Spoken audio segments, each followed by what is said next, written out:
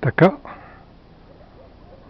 вече съм се качил горе на паметника Малакатник, който го е страх от високото. Тук няма да му е добре. Обаче е страхотна гледка. Мен не ме е страх от високо. И затова мога да дойда и да снимам това. Да, за да убият някой, който ги е страх също. Ето го и паметника, естествено, зад мен.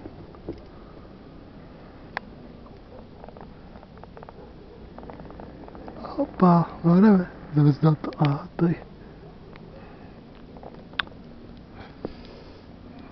Гора. Долу минава река Искър.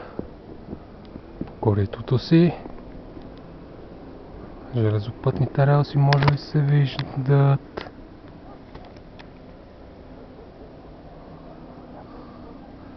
Общо взето тук мога да си откарам доста време, много хубава гледката. Хареса ми.